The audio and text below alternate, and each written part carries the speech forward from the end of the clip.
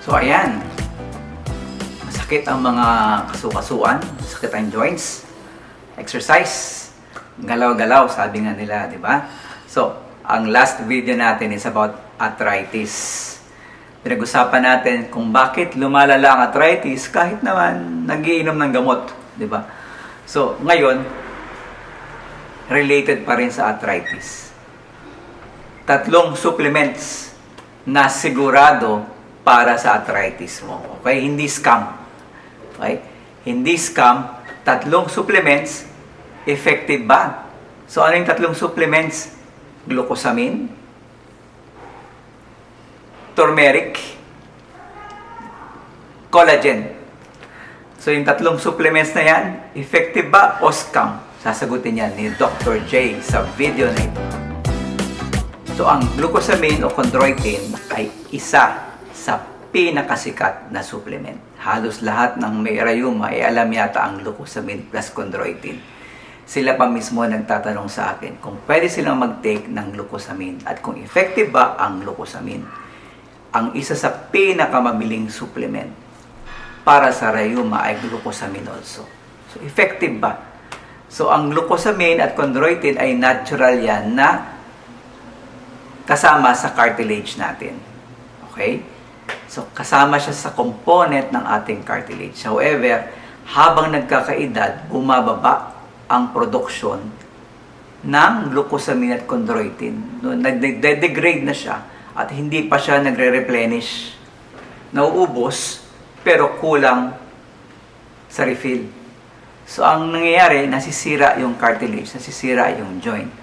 To the rescue ngayon, si supplement, glucosamine at chondroitin. So, sa pag-aaral, merong 2025 review. Nag-improve ng 20 to 25% ang pain, yung sakit ng rayuma ng mga nagtitake ng glucosamine at chondroitin sa pag-inom ng 12 weeks. 3 buwan. So, hindi siya magic. 3 months para maramdaman mo ang resulta na nababawasan yung pain, nakakapaglakad ng medyo maayos, medyo malayo yung nararating. So, yan po ang effect ng glucosamine plus chondroitin. Yan ay may research. Okay? Kaso, ang siste dyan, hindi lahat pwedeng uminom ng glucosamine at chondroitin. Lalo na kung umiinom kayo ng warfarin or any blood thinner. So, kasi may konting blood thinner effect siya. So, konsulta pa rin kayo sa doktor ninyo kung okay ba ang glucosamine at chondroitin. Ang dosage niyan ay 1,500 ng glucosamine, 1,500 mg, at 1,200 mg ng chondroitin sulfate. Again, chondroitin sulfate at glucosamine sulfate,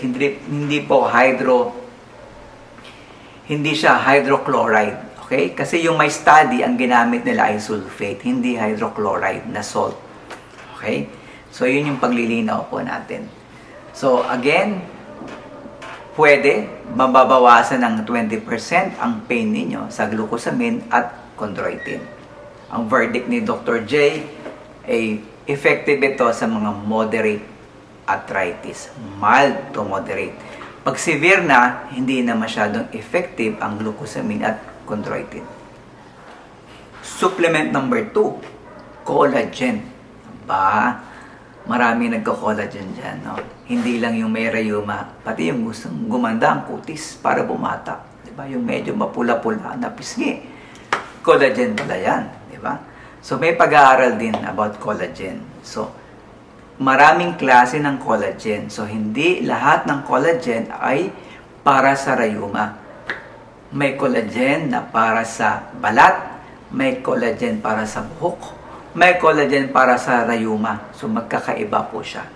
So, importante ang collagen kasi yan din po yung meron din sa joint natin yan. So, dapat matibay yung joint, mataas yung collagen. So, ang iba dyan na supplement yung collagen powder, iniinom nila. So, maraming form. May capsule, diba? Maraming form ng collagen. So, ang kailangan natin ng cartilage natin, kasi ang cartilage natin ay 70% collagen yan.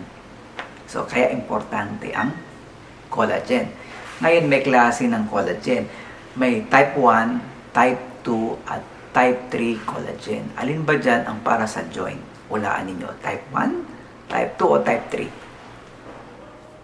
So, ang type 1 at type 3 ay para sa skin and hairs and nails. Pag type 2, ito yung collagen para sa rayuma, sa tuhod. Okay, para sa joint. Joint dyan sa siko, sa balakang, sa tuhod. So, type 2 ang kailangan ninyo. Okay? So, ang hahanapin ninyo, yung undenatured type 2 collagen. Ang tawag nila dyan, UC/Roman numeral number 2. So, undenatured type 2 collagen. 40 milligrams per day naman siya. Okay? So, ano ang nababasa? Anong nababasa sa study? Sa study na merong ginamit siya again, 4 weeks, nabawasan din po yung pain ng mga pasyente, nag-improve yung score nila sa paglalakad. So, ang verdict natin ni Dr. J dyan, pwede po ang collagen as your supplement, pero piliin ninyo ang type 2 collagen, yung undenatured type 2 collagen. Okay? So, next na supplement ay number 3. Yung paborito ninyo. Madami yung nagtatanong niyan, no? Turmeric, curcumin. Ito naman ang pinakasikat ngayon, no? Halos lahat yata nagtatanong sa akin, Doc, okay ba ang turmeric? No? Ang turmeric po, may curcumin siya. Yung curcumin, ito ngayon yung nag-react, anti-inflammatory. Pinapababa niya yung inflammatory markers, yung interleukin, tumor necrosis factor, lahat po yan, yung TNF, mataas pa yung level niya kapag namamaga yung joint. Para mabawasan ng pain, kailangan natin ng anti-inflammatory medication. Ano bang iniinom niyo pag may rayuma?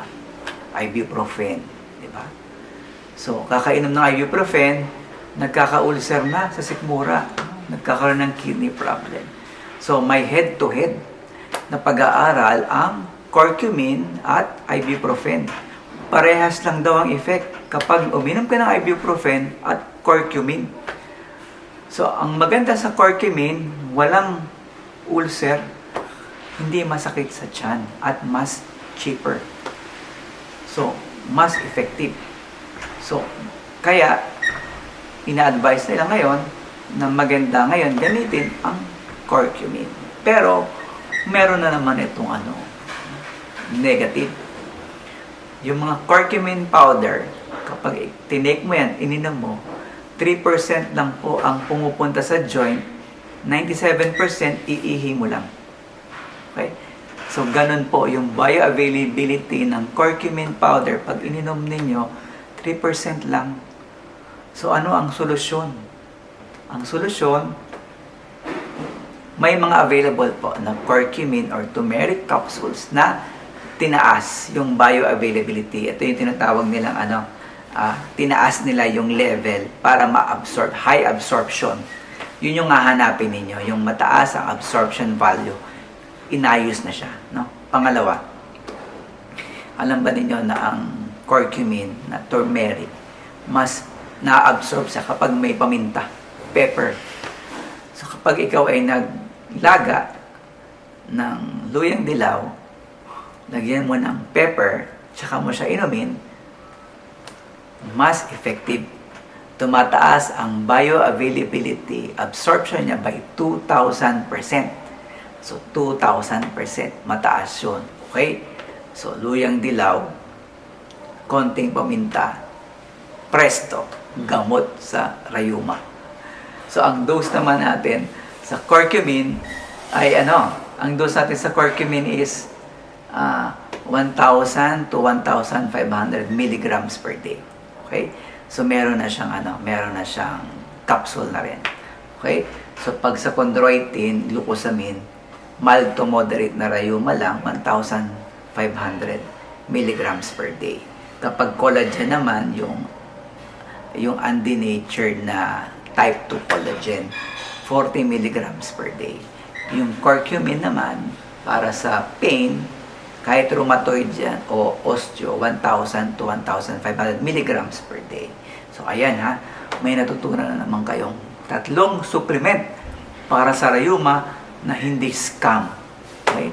So kung may tanong medical, may nararamdaman, ang tanong ng bayan, what to do? Dr. J.